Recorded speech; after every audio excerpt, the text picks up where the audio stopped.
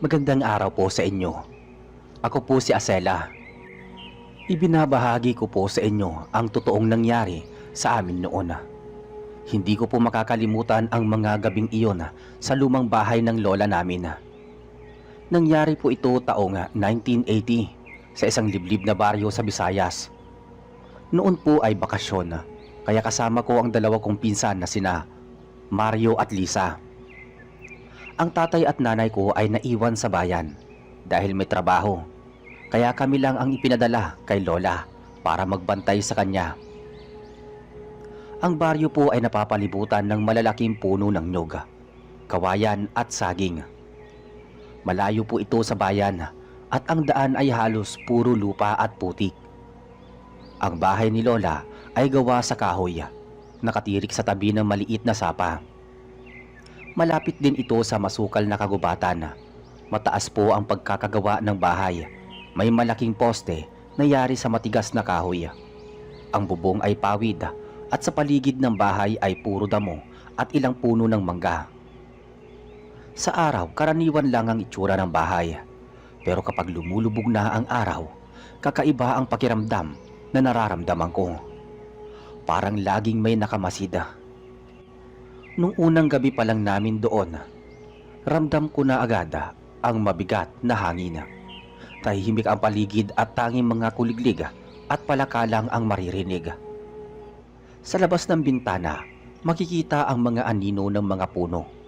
Kapag humahampas ang hangin, parang may mga nilalang na gumagalaw sa dilim. Hindi ko masabi kung imahinasyon lang, pero iba ang kilabot na dulot nito. Si Mario ay laging tapang-tapangan. Ang sabi niya, wala daw sa masama sa bahay ni lola dahil matagal na itong nakatayo at sanay na siya sa baryo. Pero si Lisa, katulad ko, ay madaling matakot. Kapag naririnig niya ang kaluskos sa labas, napapatingin siya sa akin na parang naghahanap ng kasiguraduhan. Kinagabihan, bago kami matulog, nagkandado si lola ng lahat ng pintuan at bintana. Nagtataka ako noon kung bakit ganoon siya kaingat, gayong malayo naman ang bahay sa mga ibang tao. Ang sabi lang niya, basta para ligtas. Hindi niya na ipinaliwanag kung bakit. Pagsapit ng hating gabi, doon na nagsimula ang mga kakaibang ingay. Una ay ang malalakas na yapak sa bubong na parang naglalakad sa pawid. Hindi ko po alam kung tao ba o hayop, pero hindi normal ang bigat ng tunog. Sumunod ay ang pagaspas na parang pakpak ng malaking ibon. Tumigil ang lahat ng tunog ng kuliglig at biglang lumamig ang paligid. Si Lisa ay halos hindi makagalaw sa takot. Nakahawak lang siya sa kamay ko. Si Mario naman ay pilit na nagmamatapang, pero bakas din sa mukha niya ang kaba. Sa labas ng bintana, may kumaluskos na tila ba may naglalakad sa damuhan. Parang may mabigat na paa na unti-unting lumalapit. Kinabukasan, inakala kong panaginip lang ang lahat. Pero may mga bakas ng paa sa lupa, malalaki at mahaba na parang hindi pangkaraniwan. Ang iba ay may marka ng kuko. At ang iba naman ay bilog na parang hayop. Sa paligid ng bahay, may mga natuyong dahon ng saging na tila ba ginutay-gutay. Doon nagsimula ang mga araw at gabi nga hindi kami mapakali. Kinabukasan matapos ang unang gabi, hindi pa rin maalis sa isip ko ang mga bakas ng paa sa paligid ng bahay ni lola. Habang kumakain kami ng almusal, napansin kong tahimik lang si lola at parang wala sa loob. Halos hindi siya kumikibo, para bang may iniisip na malalim. Ramdam kong may alam siya na hindi niya sinasabi sa amin. Matapos kumain, initusan niya si Mario na mag-igib ng tubig sa sapa. Ako naman at si Lisa ay binili niyang wag lalayo ng bahay, habang si Mario ay wala. Pinilit kong tanungin si lola kung may kakaiba talagang nangyayari sa paligid. Hindi siya sumagot. Bagkus ay tumingin lang sa labas ng bintana na nakaharap sa kakahuyan. Pagbalik ni Mario, may dala siyang timba ng tubig pero nanginginig ang kamay. Ang sabi niya, Habang nag-iigib ay narinig niyang may umalulong ng aso. Pero hindi naman sa alulong ang dating. Masyadong mababa at matinis at parang hindi nanggagaling sa hayop. Nakita din daw niya na may malaking anino na nasa kabilang pampang ng sapa. Pero nang tumingin siyang muli ay wala na ito bigla. Maghapon hindi ako mapakali kahit may sikat ang araw. Tila ba laging may nakatago sa dilim ng mga puno. Ang mga ibon ay bigla na lang nagsisiliparan at ang hangin ay umihip ng malamig at sa tuwing nakatingin ako sa kagubatan para bang may mga matang nakamasid mula sa dilim. Pagsapit ng gabi, muling nagkandado si Lola ng mga pintuan at bintana. Habang nakahiga kami, nagsimula na naman ang mga kakaibang tunog. Una ay ang pagaspas ng pakpak sa bubong. Sunod ang tila ungol ng isang nilalang na hindi ko kayang ilarawan. Mabigat at mababa ang tunog na parang pinagsamang hayop at tao. Bigla kaming nakarinig ng matinis na iyak mula sa malapit na mga puno ng mangga. Parang tinig ng isang sanggola. Mahina pero malinaw. Si Lisa ay halos mamilog ang mga mata sa takot. Alam naming walang bata sa paligid, lalo na sa ganoong oras. Sinabi ni Lola na huwag kaming kikilos at huwag bubuksan ang kahit anong bintana. Pinikit ko na lang ang mga mata ko, pero ramdam ko ang panginginig ng buong katawan ko. Makalipas ang ilang minuto, narinig ko ang tila pagkamot sa dingding ng bahay. Para bang may matatalas na kuko na pilit kumakayod. Sunod ay ang tunog ng isang mabigat na bagay na gumagasgas sa ilalim ng bahay. Alam ko na hindi iyon hayop, na karaniwan lang. Si Mario ay nakahiga pero bakas ang kaba sa mukha niya. Kinabukasan, nang suriin namin ang paligid, may mga marka ng kamay sa dingding. Mahaba at matutulis ang mga kuko. Ang ibang bahagi ng pawid sa bubong ay may mga butas na tila ba may maliit na sumisilip sa ilalim ng bahay. May mga tuyong dahon at ilang bahagi ng lupa na parang hinukay. Habang lumilipas ang mga araw, mas lalo pang tumitindi ang mga kakaibang pangyayari. Ang mga manok ni Lola ay isa-isang nawawala. Sa tuwing umaga, makikita na lang namin na may mga balahibo na nakakalat sa may damuhan. Pero wala ang katawan ng mga ito. Ang aso naman ni Lola ay palaging tahol ng tahol tuwing gabi. Nakatitig sa iisang direksyon sa gubat. Sa kabila ng lahat ng ito, nananatili si Lola na tahimik. Parang tanggap na niya ang presensya ng mga nilalang sa paligid. Pero kami, lalo na ako, ay lalong kinilabutan sa bawat araw na lumilipas. Doon ko naisip na ang bahay ni Lola ay hindi ordinaryong tahanan. Para itong nakatayo sa gitna ng isang lugar na tinitirhan ng mga hindi nakikita. Lumipas ang ilang araw na halos pare-pareho ang takbo ng mga pangyayari. Sa umaga ay parang payapa, ngunit pagsapit ng gabi ay nagsisimula na naman ang mga nakakatakot na ingay at kakaibang mga tanda. Habang mas tumatagal kami sa bahay ni Lola, mas lalong tumitindi ang kaba sa dibdib ko. Isang hapon bago pa man lumubog ang araw, napansin kong abala si Lola sa paghahanda ng mga tuyong dahon at asina. Nilagay niya ito sa isang maliit na sisidlana at nilapag malapit sa pinto. Hindi ko alam kung para saan iyon, pero hindi ko na tinanong pa. Si Mario naman ay tahimik lang na nakatingin habang nag-aayos si Lola. Halata sa kanya na unti-unti na rin siyang nababahala kahit pilit niyang tinatago. Si Lisa ay halos ayaw nang bumaba mula sa silid at laging nakadikit sa akin. Pagsapit ng dilim, kakaiba ang katahimikan ng paligid. Walang huni ng kuliglig, walang ingay ng palaka at kahit ang hangin ay tila huminto. Habang nakahiga kami, bigla na lang lumamig ang paligid na para bang may dumaan na malamig na hangin. Sa loob mismo ng bahay, napapikit ako at sinubukang huwag gumalaw. Maya-maya, Narinig ko na naman ang pamilyar na kaluskos mula sa ilalim ng bahay. Mabigat, mabagal at parang may humahaplos sa mga sahig na tabla gamit ang matatalas na kuko. Ang aso ni Lola ay muling tumahol ng malakas, ngunit agad ding tumigil na parang may pinatahimik. Kasunod nito ay ang nakakapangilabot na tunog ng isang tinig. Hindi na iyak ng sanggol ang naririnig namin, kundi isang boses ng babae. Mahina, paanas at parang tinatawag kami mula sa labas. Hindi malinaw ang mga salita ngunit sapat para magdulot ng kilabot. Ang boses ay nagmumula sa malapit sa mga puno ng mangga at unti-unti itong lumalapit. Habang nakikinig ako, biglang may malakas na kalabog sa may bubong. Para bang may bumagsak na mabigat na nilalang. Sinundan ito ng pagaspas ng malakas na pakpak. Ang pawid ay umuuga at bawat galaw ay parang may pilit na bumubutas para makapasok.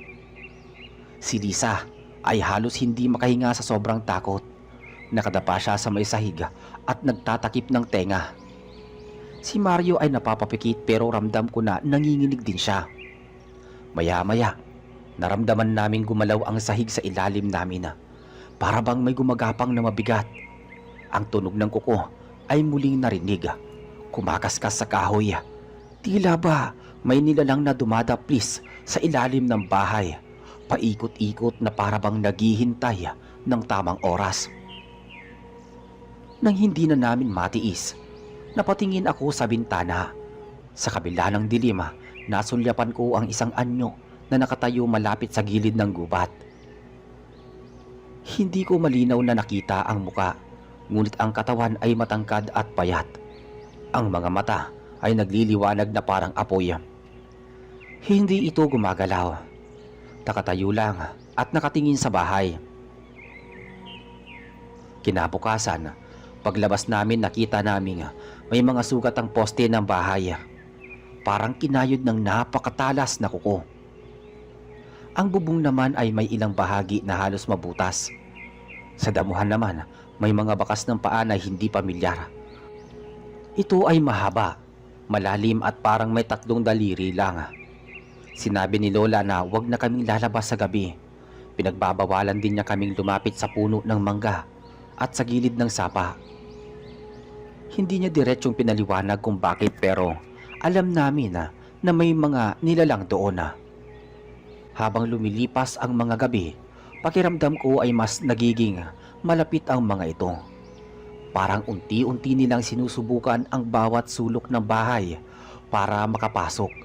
At habang naroong kami, mas lalo naming nadarama na hindi lang aswang ang nasa paligid, kundi pati mga engkanto na nakikihalubilo sa dilima. Pagdating ng ika-4 na gabi, halos hindi na kami mapakali sa takot. Kahit sa araw, ramdam pa rin namin ang bigat ng paligid. Si Liza ay halos hindi na lumalabas. Si Mario naman ay nagsisimulang magdala ng patalima kahit saan siya magpunta. Ako kahit anong lakas ng loob ang piliting kong buuin, hindi ko pa rin maikakaila ang panginginig ng aking mga kamay. Nang gabing yon, bago magtakip silim, ay may kakaiba na namang nangyari. Habang nakaupo kami sa balkonahe, napansin namin ang ilang mga bata mula sa kabilang baryo na biglang nagtatakbuhan palayo sa gubat. Umiiyak sila at halos hindi makapagsalita. Nang tanungin ni Lola ang isa sa kanila, ang sabi ay may nakita raw silang nilalang na nakatayo sa tabi ng puno ng saging. Mahaba ang buhok, maputla ang balat at walang muka. Pagkasabi nila nito, mabilis silang nagtakbuhan pauwi at iniwan kaming nagkakatinginan. Pagsapit ng hating gabi, mas lalo pang naging kakaiba ang mga tunog. Ang pagaspas ng pakpak ay mas malakas. Ang yapak sa bubong ay mas mabigat. At ang kaluskos sa ilalim ng bahay ay tila mas malapit na. Ngunit sa gabing yon, may bago kaming narinig, ang halakhak ng isang babae. Hindi ito ordinaryong tawa, kundi malalim, mahaba at may kasamang panlilibak.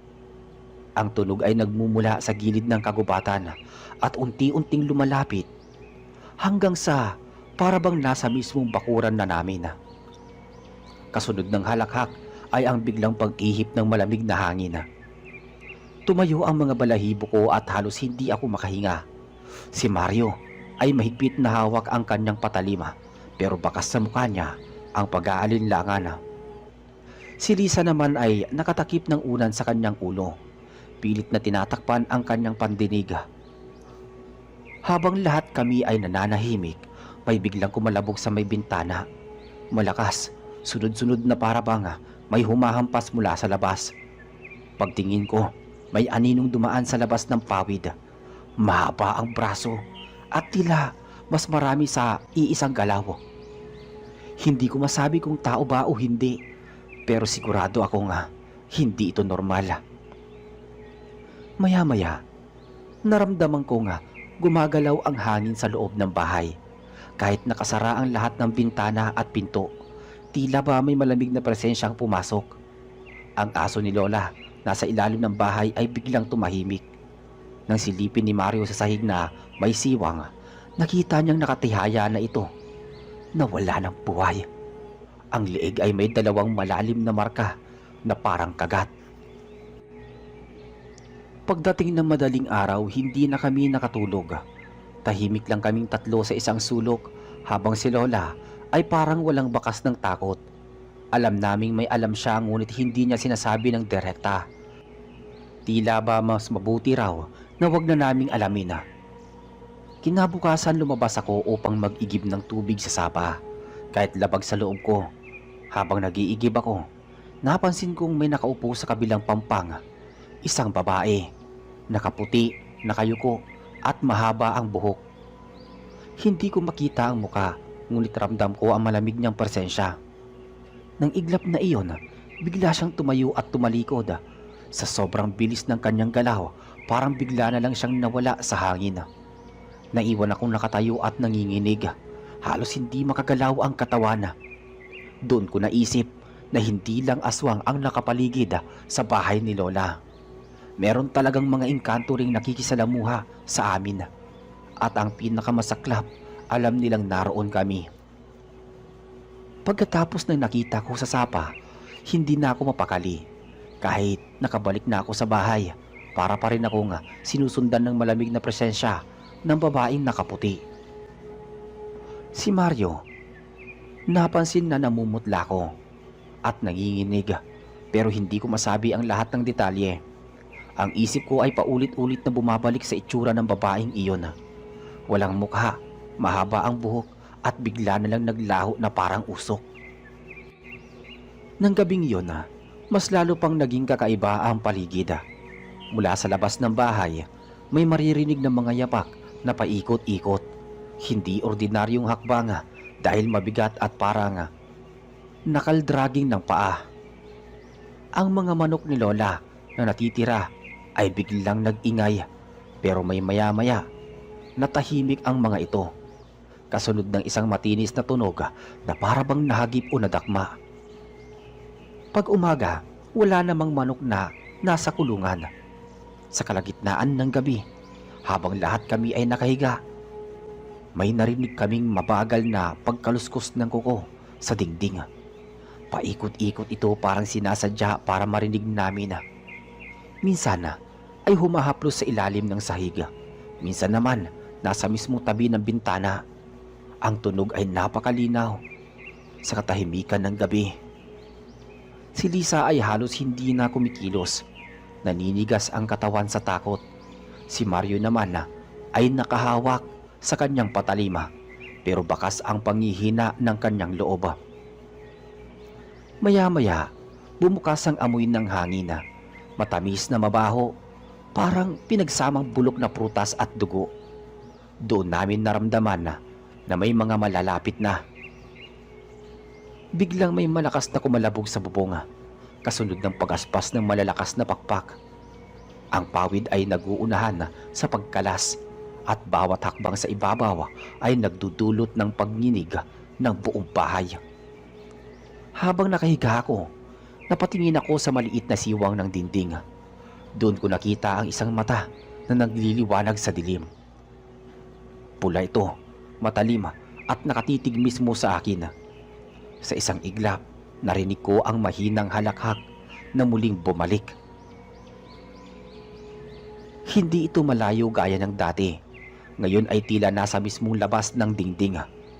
Kinabukasan, nakita naming mas marami ang marka ng kuko sa paligid ng bahay.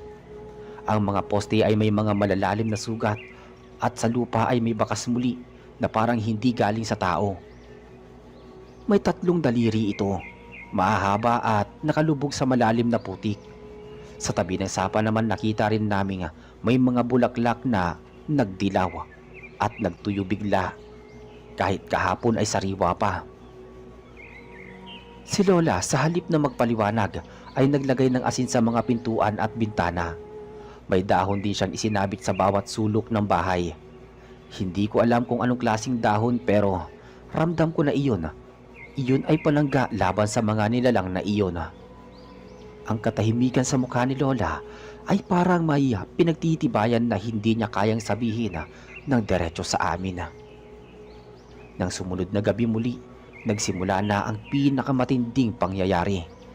Habang lahat kami ay nakaupo at nagbabantay, biglang tumigil ang lahat ng tunog sa paligid. Ni isang kuliglig o palaka ay walang narinig muli. Ang katahimikan ay parang naghahanda sa isang bagay na paparating. Maya-maya biglang may malakas na kalabog sa likod ng bahay.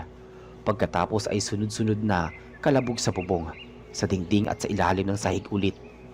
Parang sabay-sabay na dumarating ang mga nilalang. Ang bahay ay tila pinapalibutan nila. Sa bawat direksyon may maririnig kaming ungol, pagaspas at mga yabag.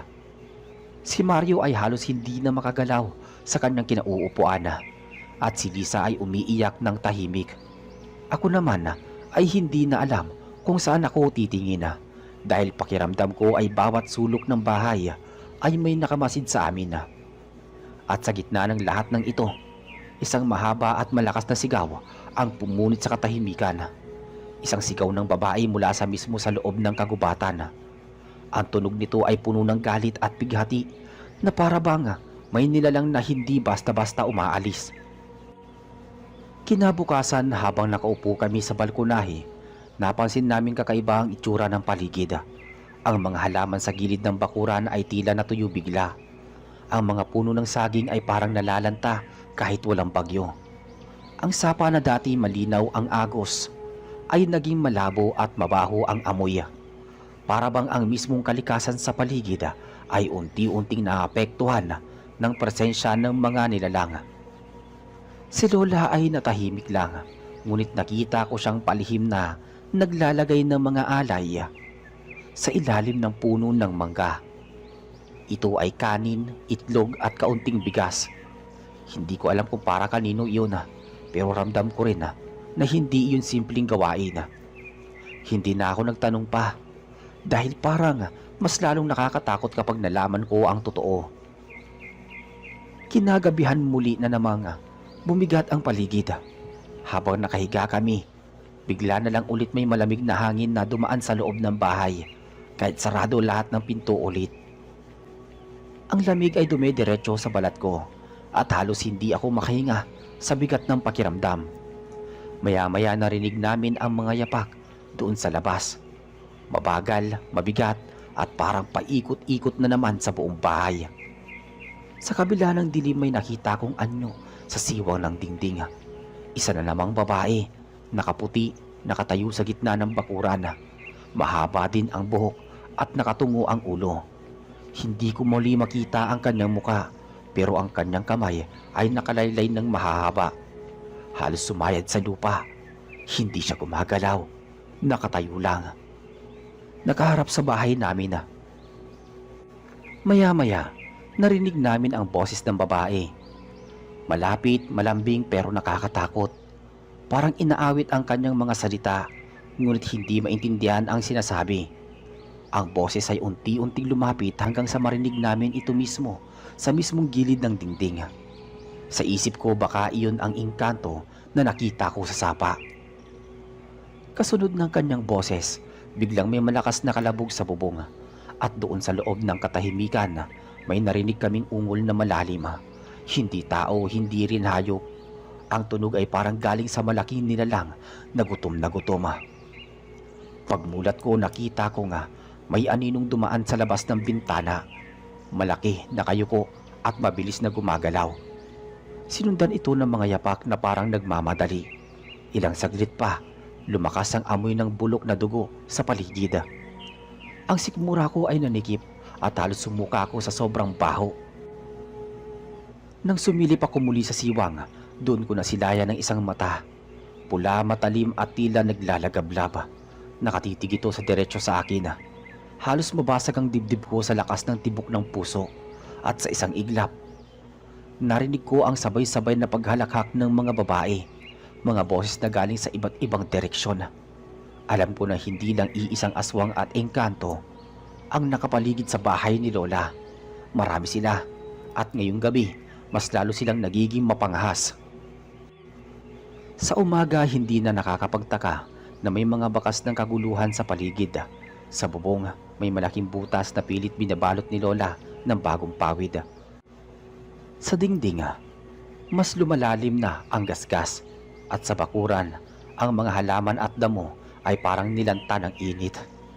Kahit hindi naman tag-init nung oras na yun, ang sapa naman ay mas lalo pang nagdilim at tila may mga mantsa ng dugo na lumulutang sa ibabaw. Si Mario ay nagsimulang magtanong kay Lola kung bakit hindi siya nagsasabi ng buong katotohanan. Pero gaya ng dati, tahimik lang siya at parang ayaw pag-usapan ang lahat. At tanging sinasabi lang niya ay huwag kaming lalapit sa puno ng mangga, huwag lalabas kapag gabi at huwag magbubukas ng kahit anong pinto o bintana kapag may kumatok o tumawag mula sa labas. Dumating ang ikapitong gabi namin doon at iyon ang pinaka nakakakilabot bago pa man maghating gabi. Bigla na lang nagsimulang humuni ang hangin. Hindi ito normal na simoy, kundi malakas na malamig na parang may dalang mabigat na presensya. Paulit-ulit naming nararamdaman ang mga bagay na yon. Ang buong paligid ay tahimik, pero sa katahimikan ay may naririnig kaming may hinang bulong. Maya-maya, biglang may malakas na kalabog sa mismong harap ng pinto. Sunod-sunod parang may pumapalaw ng mabigat na bagay. Kasabay nito may boses ng babae mula sa labas. Malinaw, malambing at parang kilala kami. Ang boses ay tumatawag ng aming mga pangalan. Isa-isa. Una ay si Mario, sumunod ako at sa huli si Lisa. Ang dugo ko ay nanlamig. Paano nila nalaman ang pangalan namin?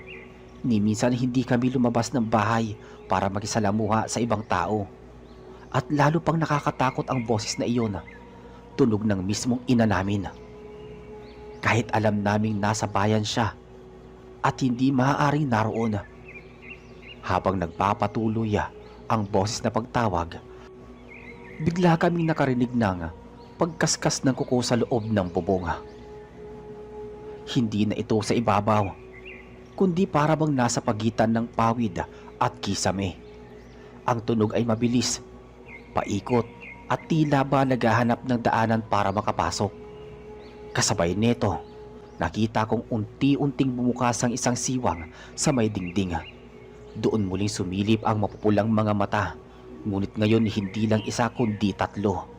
Nakatitig sila diretso sa amin. Hindi kumukurap at puno ng gutom ang kanilang mga pagbumuka. Sa sobrang takot na payakap na lang ako kay Lisa. Si Mario ay nagsimulang magdasal ng malakas habang si Lola ay lumapit sa may altar at nagsindi ng kandila. Ang apoy ng kandila ay kumikislap-kislap, parang nilalaro ng hangin, ngunit iyon lamang ang tanging liwanag na proteksyon namin sa mga oras na yon. Habang tumatagal, mas lalo naming nararamdaman na hindi lang basta panggugulo ang ginagawa ng mga ito. Parang may hinahanap sila o may gustong kunin mula sa amin. At sa puntong iyon, napagtanto ko na baka hindi lang ang bahay ni Lola ang tinitirhan nila. Baka mismong lupa kung saan ito nakatayo ay kanilang teritoryo. Nang matapos ang matinding kalabog at bulong mula sa labas, biglang nagkaroon ng katahimikan. Ngunit ang katahimikan na iyon ay mas nakakatakot kaysa sa lahat ng narinig namin. Parang lahat ng nilalang ay sabay-sabay tumigil at naghintay. Sa bawat pahinga namin, ramdam ko ang bigat ng paligid. Si Lola ay nakaluhod pa rin sa harap ng altar. Mahigpit ang hawak sa rosaryo. Si Mario ay nananatiling nakabantay, pawis na pawis at kahit malamig ang paligid. Si Lisa naman ay nanginginig at halos hindi na kumikilos. Ako pilit kong pinapakalma ang sarili ko. Ramdam kong hindi ko na kayang itago ang takot. Maya-maya, nakarinig kami ng mabagal na yabag mula sa labas ng bahay. Hindi ito katulad ng mabilis na hakbang ng mga nilalang kagabi. Ito ay mabigat, mabagal at parang sinasadya ang bawat pag-apak. Bawat yabag ay kumakalabog sa lupa at nararamdaman namin ang pagninig ng sahig. Sa tapat ng bahay, may liwanag mula sa buwan na tumatama sa bakuran. Doon namin nasilayan ang isang anino na dahan-dahang lumalapit. Ang anino ay hindi malinaw ngunit malinaw ang mahahabang braso. Baluktot ang katawan. Habang papalapit ito, napansin naming lumiliit at lumalaki ang anyo. Parang hindi matukoy kung tao o hayop. Kasabay nito, sa ilalim ng bahay ay may muling nag-umpisang kumaluskos. Ngunit ngayon ay mas malakas, mas mabilis at para bang mas marami silang naroroon. Ang buong sahig ay parang kinikilabit ng daan-daang kuko. Bigla na lang isang bahagi ng dingding ang halos mabiyak. Dahil sa lakas ng kalabog mula sa labas, ang mga bitak ay nagpakita ng matutulis na kuko at pilit na pumapasok. Ang mapupulang mga mata ay muling lumitaw, ngunit mas malaki at mas matingkad ang kulay. Sa gitna ng kaguluhan, napansin ko na ang puno ng mangga sa may bakuran ay tila gumagalaw kahit walang hangin. Ang mga sanga ay dahan-dahang humahaba at parang pilit na inaabot ang bubong ng bahay. Ang mga dahon ay nag-iingay na parang may tinig na humahalo sa hangin. Naalala ko tuloy bigla ang sabi ni Lola, "Huwag lalapit sa puno ng mangga." Doon ko napagtanto na hindi lang basta puno yon. Isa itong taguan, isang daanan ng mga nilalang na nagpapakita sa amin gabi-gabi. Sa kabila ng lahat, nagsindi si Lola ng isa pang kandila, mas malaki kaysa sa nauna. Habang lumiliwanag ang apoy, bahagyang humina ang mga kaluskos at kalabog. Ngunit hindi siya tuluyang nawala. Parang galit na galit sila dahil hindi sila makapasok. At doon nagsimula ang sunod-sunod na nakakatakot na bagay sa mismong sahig kung saan kami nakaupo. May unti-unting lumitaw na mga batik ng dugo. Hindi ito galing sa amin kundi parang umaangat mula sa kahoy mismo. Habang mas dumadami ang dugo, mas nagiging malakas ang mga kalabog sa may labas. Sa mga oras na yon, sigurado na akong hindi lang basta aswang o engkanto ang nandyan. May mas malalim na sumpa ang bahay ni Lola at ang mga nilalang ay hindi titigil hanggat hindi nila nakukuha ang gusto nila. Kinabukasan matapos ang halos walang tulog na gabi, kita namin ang bakas ng nangyari. Maya-maya nagsalita rin si Lola. Sabi ni Lola, matagal nang may nakatali sa lupang ito. Ang bahay daw ay itinayo sa lugar na hindi dapat tinirhan.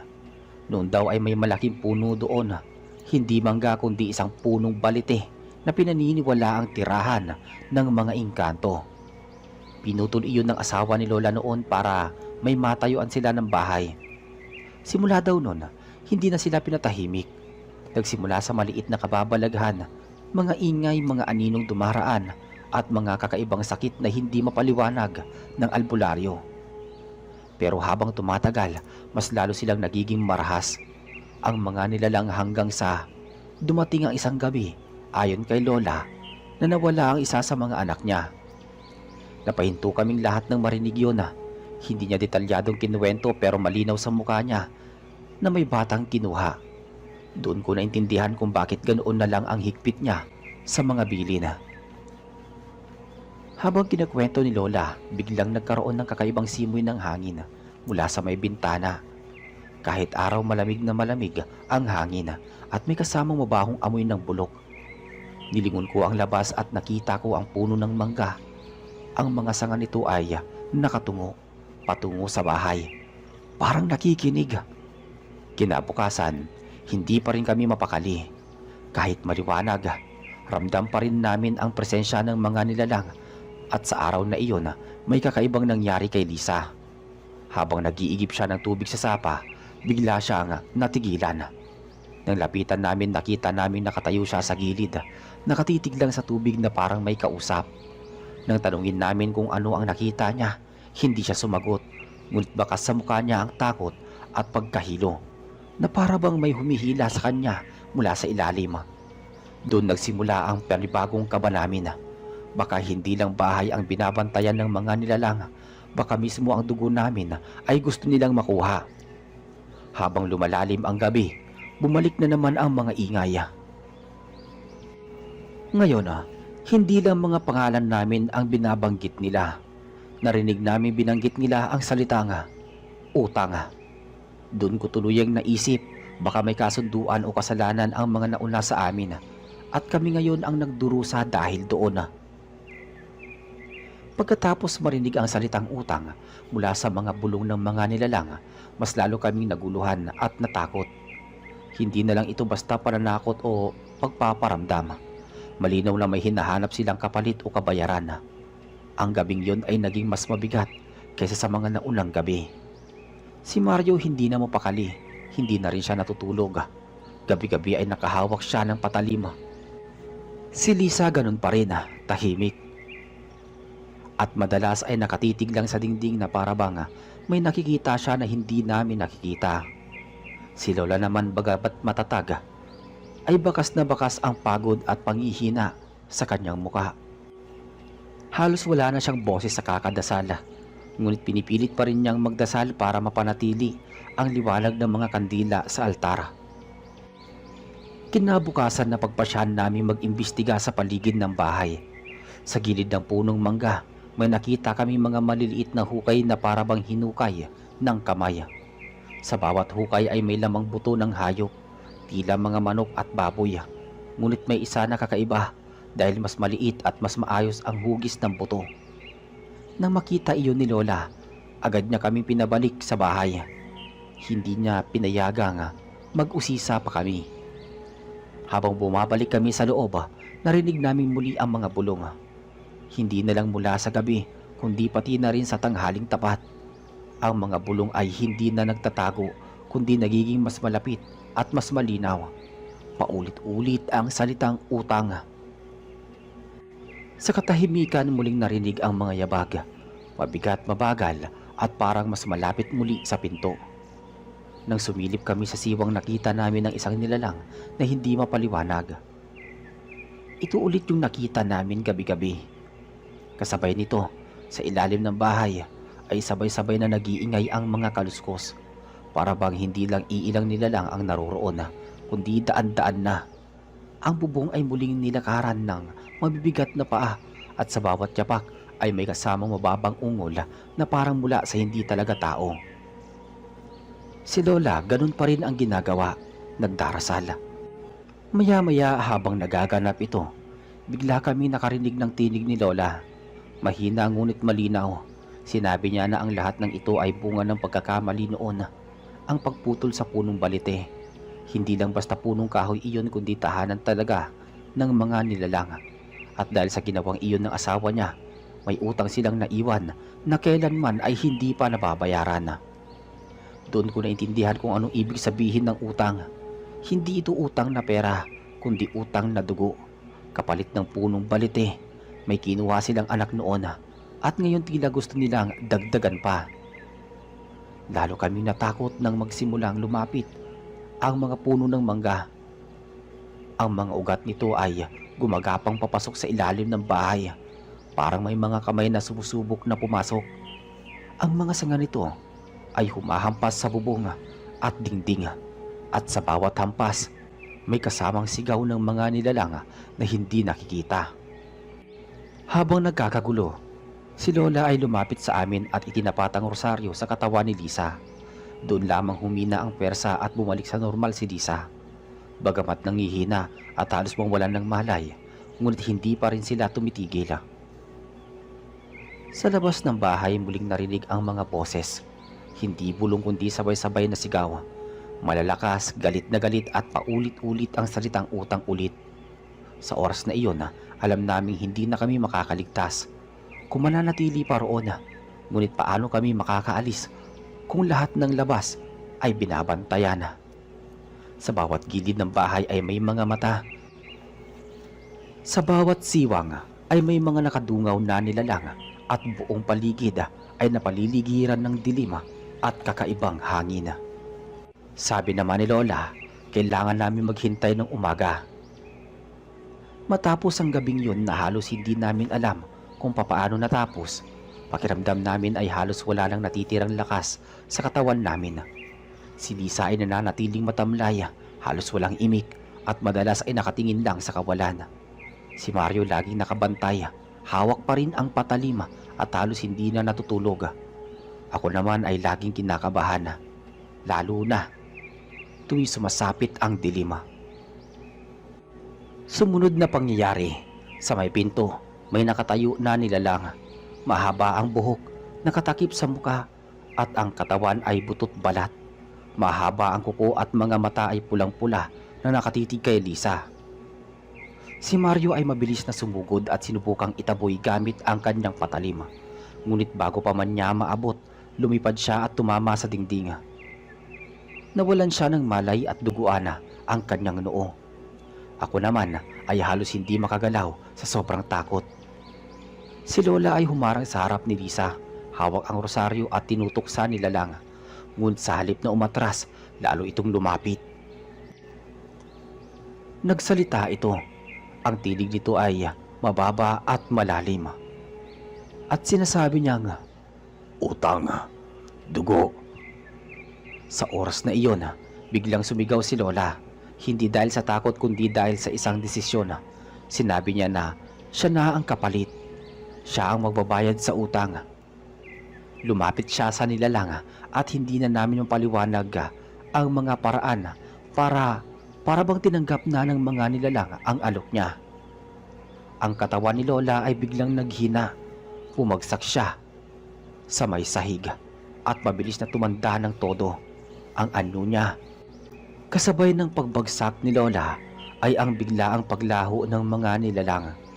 Ang mga ingay ay tumigil, ang hangin ay bumalik sa normal at ang bahay ay muling natahimik. Ang mga ugat ng puno ng mangga ay umatras. Ang mga mata sa mga siwang ay naglaho at ang mga bulong ay hindi na muling narinig. Kami ni Mario at Lisa ay naiwan. Naiwan kami sa loob ng bahay. Yakap-yakap ang malamig na katawan ni Lola. Hindi na siya muling nagising, ngunit sa kanyang sakripisyo, natigil ang mga nilalang at natapos ang sumpa ng bahay. Kinabukasan pinili naming umalis na sa lugar na iyon. Iniwan namin ang bahay at ang lahat ng alaala ng gabing iyon. Ngunit hanggang ngayon, dala ko pa rin ang takot at ang bigat ng karanasang iyon. At iyon ang dahilan kung bakit hindi ko muling binalikan ang bahay ni Lola. Sa tuwing naiisip ko ang mga nagaganap at kaganapang iyon, bumabalik ang mga bulong, ang mga mata sa dilim at ang malamig na hangin na dumadampi sa balat. Ang bahay na iyon ay hindi na basta bahay, kundi isang paalala na may mga utang na hindi kayang bayaran ng kahit sino, maliban sa sariling dugo.